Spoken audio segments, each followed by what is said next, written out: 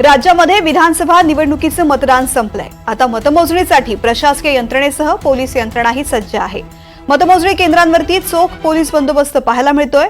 Malabar hills Wilson college मतमोजणी केंद्रावरून आढावा घेतलेला आहे आमचे प्रतिनिधी देवेंद्र कोल्हटकर यांनी।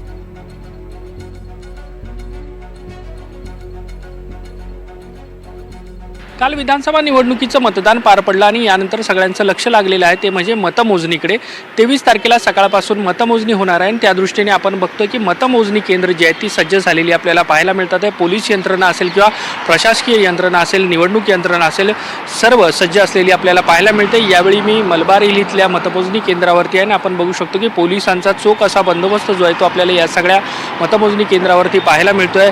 काल मतदान पार पडल्यानंतर ज्या ईव्हीएम मशीन आहेत त्या इथल्या स्ट्रॉंग रूममध्ये ठेवण्यात आलेल्या आहे आणि 23 तारखेपासून सकाळपासून मतमोजणीला सुरुवात होईल। चोख असा बंदोबस्त जो आहे तो या ठिकाणी पाहायला मिळतो आणि याच पद्धतीने मुंबईतील जी विविध मतमोजणी केंद्र आहेत या ठिकाणी अशाच पद्धतीची सुरक्षा व्यवस्था जी आहे ती ठेवण्यात आलेली आहे।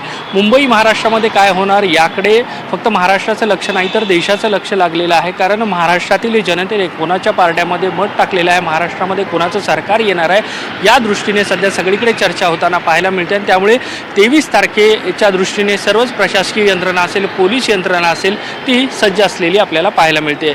जर्नलिस्ट जितेंद्र वाघमारेसह मी देवेंद्र कोल्हटकर, NDTV मराठी, मुंबई।